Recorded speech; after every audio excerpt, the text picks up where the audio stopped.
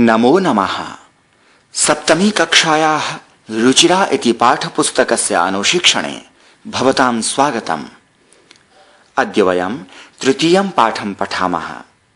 पाठस्य नाम अस्ति स्वावलम्बनम्। स्वावलम्बनम् अर्थात् आत्मनिर्भरता। आत्मनिर्भरता कथं भवति? आत्मनिर्भरता स्वस्य कार्यं स्वयं करणेन भवति। यथा विद्यालय आगमनकाले स्वस्य वस्त्राणि स्वयं धरति, स्यूते पुस्तकानि स्वयं संस्थापयति, स्वयं पादरक्षां च धृत्वा भवान् विद्यालयम् आगच्छति खलु। इत्युक्ते भवान् स्वकार्यं स्वयं करोति। स्वस्य कार्यं स्वयं करणं स्वावलम्बनम् इति कथ्यते। पाठे स्वावलम्बनस्य विषये किं किम् अस्ति पठामः। कृष्णमूर्तिः श्रीकण्ठश्च मित्रे आस्ताम्। श्रीकण्ठस्य पिता समृद्धः आसीत्, अतः तस्य भवने सर्वविधानि सुखसाधनानि आसन्। तस्मिन् विशाले भवने 40 स्तम्भाः आसन्। तस्य 18 प्रकोष्ठेषु 50 गवाक्षाः, 44 द्वाराणि, 36 विद्युत् व्यजनानि च आसन्। तत्र 10 सेवकाः निरन्तरं कार्यं कुर्वन्ति स्म। परं कृष्णमूर्तेः मातापिता च निर्धनौ कृषकदम्पती। तस्य गृहम् आडम्बरविहीनं साधारणं च आसीत्। एकदा श्रीकण्ठः तेन सह प्रातः 9 वादने तस्य गृहम् अगच्छत्। तत्र कृष्णमूर्तिः तस्य मातापिता च स्वशक्त्या श्रीकण्ठस्य आतिथ्यम् अकुर्वन्। एतत् दृष्ट्वा श्रीकण्ठः अकथयत्, मित्र, अहं भवतां सत्कारेण सन्तुष्टोऽस्मि। केवलम् इदमेव मम दुःखं यत् तव गृहे एकोऽपि भृत्यः नास्ति। मम सत्काराय भवतां बहु कष्टं जातम्। मम गृहे तु बहवः कर्मकराः सन्ति। तदा कृष्णमूर्तिः अवदत्, मित्र, ममापि 8 कर्मकराः सन्ति। ते च 2 पादौ, 2 हस्तौ, 2 नेत्रे, 2 श्रोत्रे इति। एते प्रतिक्षणं मम सहायकाः। किन्तु तव भृत्याः सदैव सर्वत्र च उपस्थिताः भवितुं न शक्नुवन्ति। त्वं तु स्वकार्याय भृत्याधीनः। यदा यदा ते अनुपस्थिताः तदा तदा त्वं कष्टम् अनुभवसि। स्वावलम्बने तु सर्वदा सुखमेव, न कदापि कष्टं भवति। श्रीकण्ठः अवदत्, मित्र, तव वचनानि श्रुत्वा मम मनसि महती प्रसन्नता जाता। अधुना अहमपि स्वकार्याणि स्वयमेव कर्तुम् इच्छामि। भवतु, 12:30 वादनमिदं साम्प्रतं गृहं चलामि। अधुना सविवरणं पाठं पठामः। कृष्णमूर्तिः श्रीकण्ठश्च मित्रे आस्ताम्। मित्रे इत्युक्ते स्नेहितौ अथवा सखायौ। मित्रे शब्दः मित्र इति शब्दस्य प्रथमा विभक्तेः द्विवचनस्य रूपं वर्तते। आस्ताम् इति शब्दः अस् धातोः लङ् लकारे प्रथमपुरुषे द्विवचनस्य रूपम्। अस्य एकवचने आसीत्, द्विवचने आस्ताम्, बहुवचने आसन् इति रूपाणि भवन्ति। कौ मित्रे आस्ताम्? कृष्णमूर्तिः श्रीकण्ठश्च मित्रे आस्ताम्। श्रीकण्ठश्च इति पदे श्रीकण्ठः च इति पदद्वयम् अस्ति। च अर्थात् हिंदी भाषायाम् और आंग्ल भाषायाम् एंड इति। संस्कृत भाषायां च इति योजक शब्दः अन्ते भवति। एषा संस्कृत भाषायाः शैली अस्ति। परन्तु अन्यासु भाषासु संयोजकः शब्दः मध्ये भवति। हिंदी भाषायां यथा कृष्णमूर्ति और श्रीकण्ठ, आंग्ल भाषायां यथा कृष्णमूर्ति एंड श्रीकण्ठ। किन्तु संस्कृते कृष्णमूर्तिः श्रीकण्ठः च इति। पश्यन्तु, अत्र च अन्ते अस्ति। श्रीकण्ठस्य पिता समृद्धः आसीत्। समृद्धः अर्थात धनिकः। कः समृद्धः आसीत्? श्रीकण्ठस्य पिता समृद्धः आसीत्। तस्मिन् विशाले भवने 40 स्तम्भाः आसन्। तस्मिन् शब्दः तद् इति सर्वनाम शब्दस्य सप्तमी विभक्तेः एकवचनस्य रूपम् अस्ति। अत्र विशाले इति शब्दः भवने इति शब्दस्य विशेषणम् अस्ति। विशाले इत्युक्ते विस्तृते, 40 इत्युक्ते 40 इति संख्याकाः, स्तम्भाः इत्युक्ते खम्भे इति हिंदी भाषायां, पिलर्स इति आंग्ल भाषायां। तस्मिन् विशाले भवने के आसन्?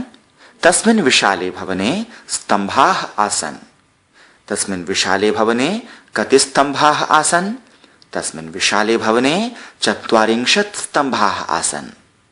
तस्य 18 प्रकोष्ठेषु 50 गवाक्षाः, 44 द्वाराणि, 36 विद्युत् व्यजनानि च आसन्। पश्यन्तु, तत्र अर्थात् श्रीकण्ठस्य भवने 18 प्रकोष्ठाः आसन्, 50 गवाक्षाः आसन्, 44 द्वाराणि आसन्, 36 विद्युत् व्यजनानि च आसन्। तस्य अर्थात् भवनस्य 18 इत्युक्ते 8 अधिक 10 इति। श्रीकण्ठस्य गृहे 18 प्रकोष्ठाः आसन्। प्रकोष्ठेषु इति शब्दः प्रकोष्ठ शब्दस्य सप्तमी विभक्तेः बहुवचनम् अस्ति। अतः प्रकोष्ठेषु इत्यस्यार्थः कमरों में इति हिंदी भाषायां इन रूम्स इति आंग्ल भाषायां भवति। 50 इत्युक्ते 50 संख्याकाः, गवाक्षाः इत्युक्ते वातायनानि, 44 इत्युक्ते 4+40, द्वाराणि इति द्वार शब्दस्य प्रथमा विभक्ति बहुवचनम्। विद्युत् व्यजनम् अर्थात् विद्युत् चालितं व्यजनम्। विद्युत् व्यजनानि इति विद्युत् व्यजनम् इति शब्दस्य प्रथमा विभक्तेः बहुवचन रूपम्। तस्मिन् विशाले भवने कति प्रकोष्ठाः आसन्? 18 प्रकोष्ठाः आसन्। कति गवाक्षाः आसन्? 50 गवाक्षाः आसन्। कति द्वाराणि आसन्? 44 द्वाराणि आसन्। कति व्यजनानि आसन्? 36 व्यजनानि आसन्। तत्र 10 सेवकाः निरन्तरं कार्यं कुर्वन्ति स्म। तत्र अर्थात् तस्मिन् भवने, तत्र इति अव्ययं वर्तते। सेवकाः इत्युक्ते अनुजीविनः अथवा भृत्याः। निरन्तरम् इत्युक्ते सर्वदा। कुर्वन्ति स्म इत्यत्र पदद्वयं वर्तते, कुर्वन्ति स्म। कुर्वन्ति इति पदं लट् लकारे वर्तमानकाले प्रथमपुरुषे बहुवचनस्य रूपम् अस्ति। स्म इति अव्ययपदस्य प्रयोगेन भूतकालस्य अवबोधः भवति। के कार्यं कुर्वन्ति स्म? सेवकाः कार्यं कुर्वन्ति स्म। श्रीकण्ठस्य भवने सर्वदा कति सेवकाः कार्यं कुर्वन्ति स्म? श्रीकण्ठस्य भवने सर्वदा 10 सेवकाः कार्यं कुर्वन्ति स्म। एवं श्रीकण्ठः समृद्धः आसीत्। परन्तु कृष्णमूर्तिः कीदृशः आसीत्? परं कृष्णमूर्तेः मातापिता च निर्धनौ कृषकदम्पती। परम् इति अव्ययम् अस्ति। परम् इत्यस्य अर्थः किन्तु, च अपि अव्ययम् अस्ति। दम्पती अर्थात् पतिः पत्नी च, कृषकदम्पती अर्थात् पतिः च पत्नी च कृषकौ इत्यर्थः। कौ निर्धनौ आस्ताम्? कृष्णमूर्तेः माता पितरौ निर्धनौ आस्ताम्। कौ निर्धनौ कृषकदम्पती? कृष्णमूर्तेः माता पिता च निर्धनौ कृषकदम्पती। कृष्णमूर्ते इति कृष्णमूर्ति शब्दस्य षष्ठी विभक्तेः एकवचनरूपम् अस्ति। माता च पिता च अर्थात् माता पितरौ। एतत् द्विवचनपदम् अस्ति।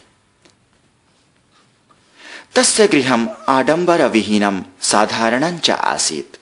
तस्य इत्युक्ते कृष्णमूर्तेः। तस्य इति शब्दः तत् इति पुंलिङ्ग शब्दस्य षष्ठी विभक्तेः एकवचनस्य रूपं वर्तते। गृहम् इत्युक्ते आवासभवनम्, आडम्बरम् अर्थात् वैभवदर्शनम्, विहीनम् इत्युक्ते रहितम्। कृष्णमूर्तेः गृहं कीदृशम् आसीत्? कृष्णमूर्तेः गृहम् आडम्बरविहीनं साधारणं च आसीत्। कृष्णमूर्तेः गृहे वैभवं नासीत्, तस्य गृहं सामान्यम् आसीत् इति अर्थः। एकदा श्रीकण्ठः तेन सह प्रातः 9 वादने तस्य गृहम् अगच्छत्। एकदा इत्युक्ते एकस्मिन् दिने, तेन सह इत्युक्ते कृष्णमूर्तिना सह। तेन इति शब्दः तद् शब्दस्य तृतीया विभक्तेः एकवचनस्य रूपं वर्तते।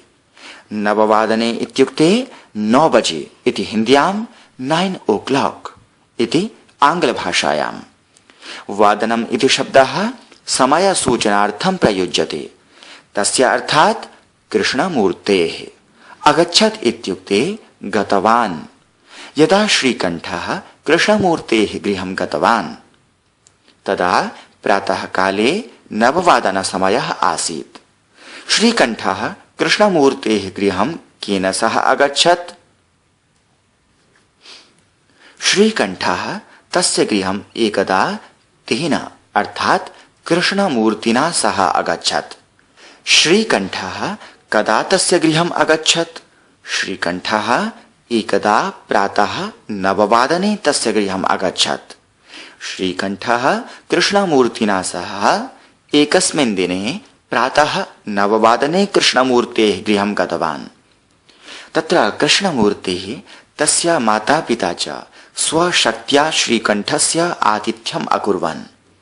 तत्र इत्युक्ते कृष्णमूर्तेः गृहे स्वशक्त्या अर्थात् स्वस्य सामर्थ्यानुसारेण। आतिथ्यम् इत्युक्ते अतिथि सत्कारः। अकुर्वन् इत्युक्ते कृतवन्तः। अकुर्वन् इति कृधातोः लङ्लकारस्य प्रथमपुरुषे बहुवचनस्य रूपम् अस्ति। कृष्णमूर्तिः तस्य मातापिता च कस्य आतिथ्यम् अकुर्वन्? कृष्णमूर्तिः तस्य मातापिता च श्रीकण्ठस्य आतिथ्यम् अकुर्वन्। ते कथं श्रीकण्ठस्य आतिथ्यम् अकुर्वन्? ते स्वशक्त्या श्रीकण्ठस्य आतिथ्यम् अकुर्वन्। एतत् दृष्ट्वा श्रीकण्ठः अकथयत्, मित्र, अहं भवतां सत्कारेण सन्तुष्टोऽस्मि। एतत् अर्थात् आतिथ्यम्। दृष्ट्वा इति पदे दृश् धातुः त्वा प्रत्ययः च अस्ति। दृष्ट्वा इत्युक्ते दर्शनं कृत्वा।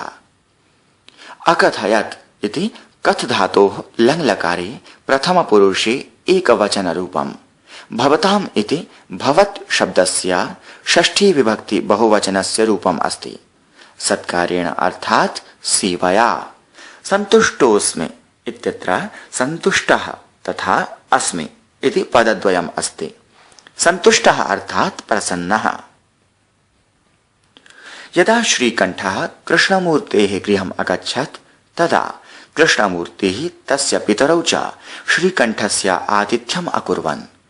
तेषाम् आतिथ्यं दृष्ट्वा श्रीकण्ठः आनन्दितः अभवत्। तदा सः किम् अकथयत्?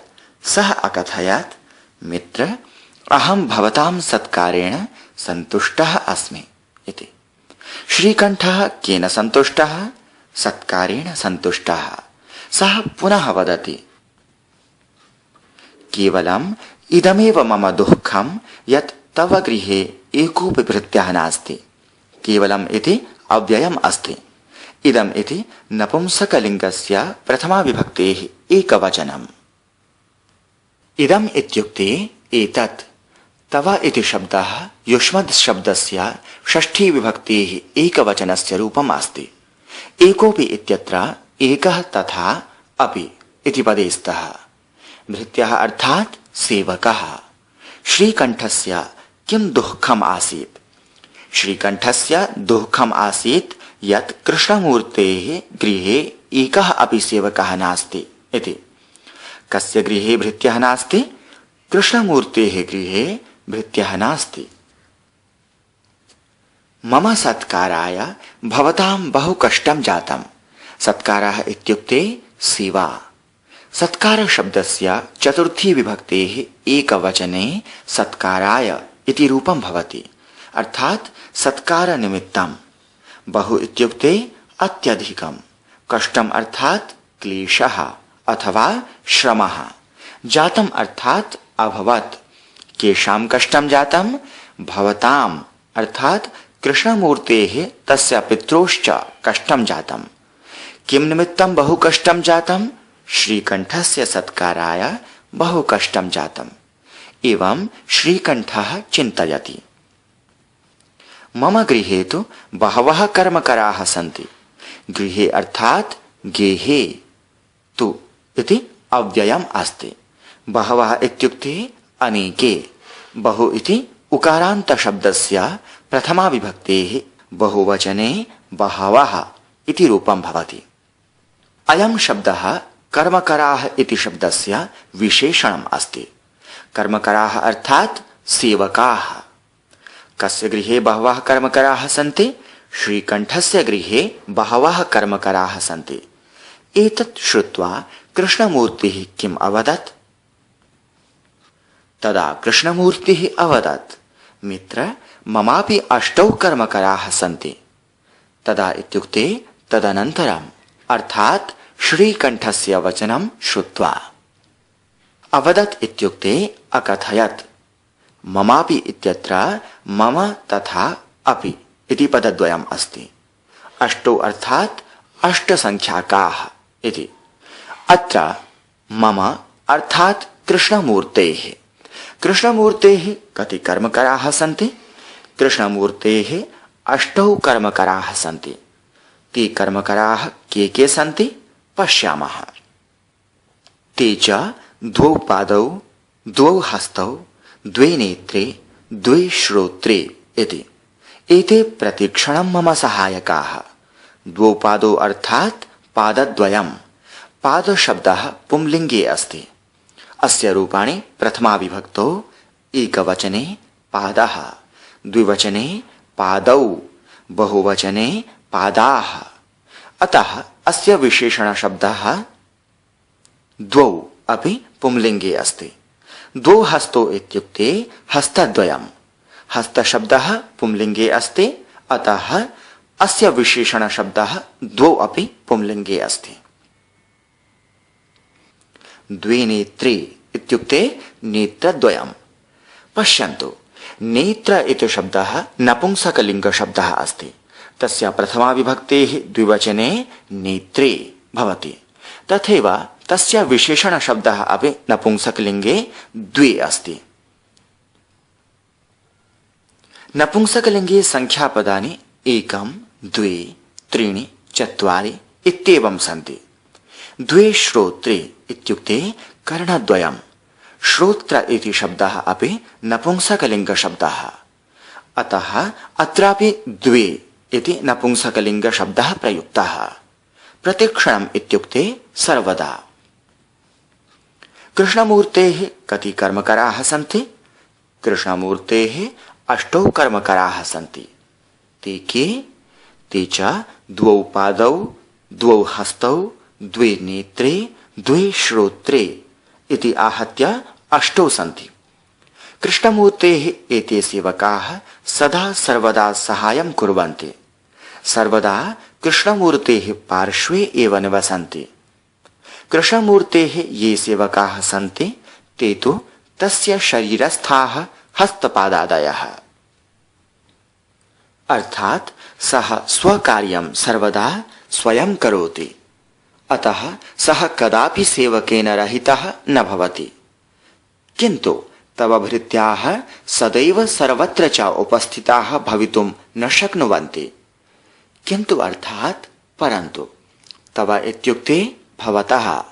सदैव इति पदे सदा तथा एव इति पदद्वयम् अस्ति। सदैव अर्थात् सर्वदा। सर्वत्र इत्युक्ते सर्वेषु स्थानेषु। न शक्नुवन्ति अर्थात् समर्थाः न भवन्ति।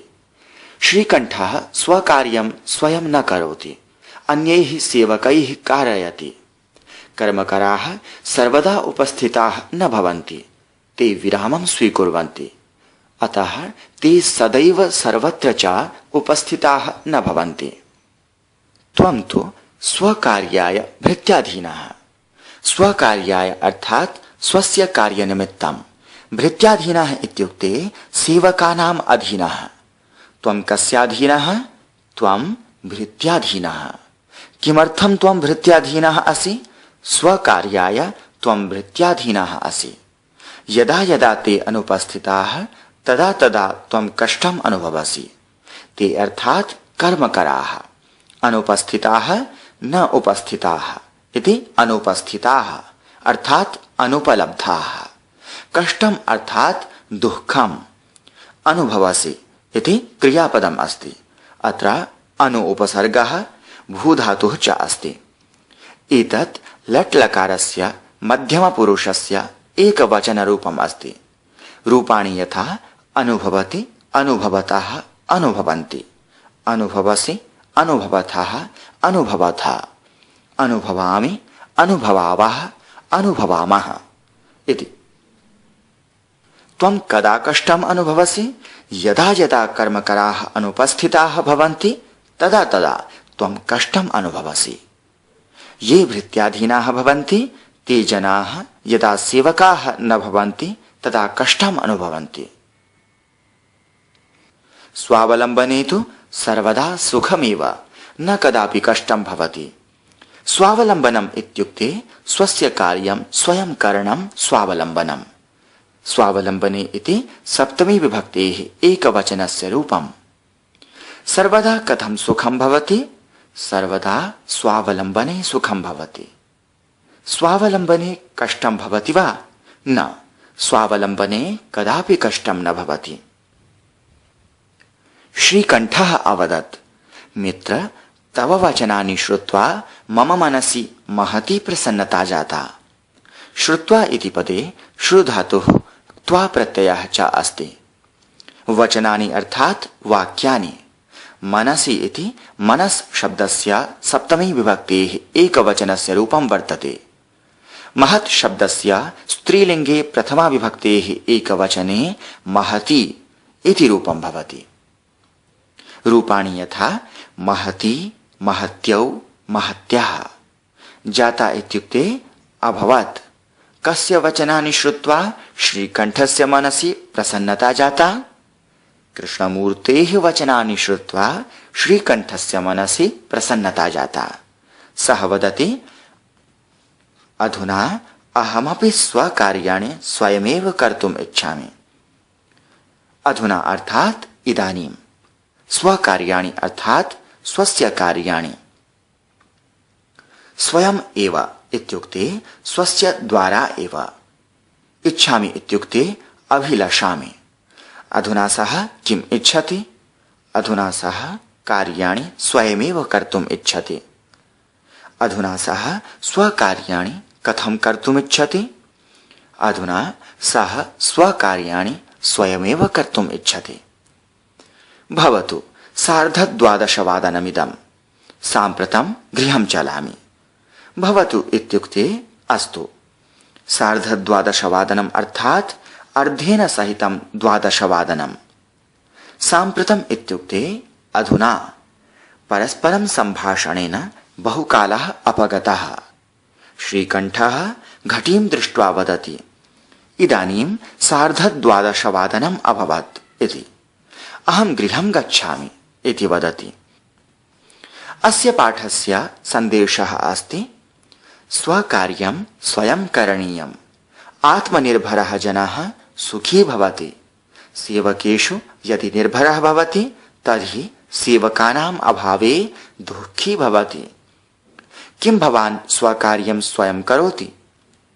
विद्यालय आगमनकाले स्वस्य वस्त्राणि स्वयं धृत्वा, स्यूते पुस्तकानि स्वयं संस्थाप्य, पादरक्षां च धृत्वा भवान् विद्यालयम् आगच्छति खलु? तथैव स्वस्य गृहपाठं स्वयमेव करोति खलु? तर्हि उत्तमम्। अन्यथा अस्मात् दिनात् आरम्भं करोतु। एतावता वयं सविवरणं पाठं पठितवन्तः।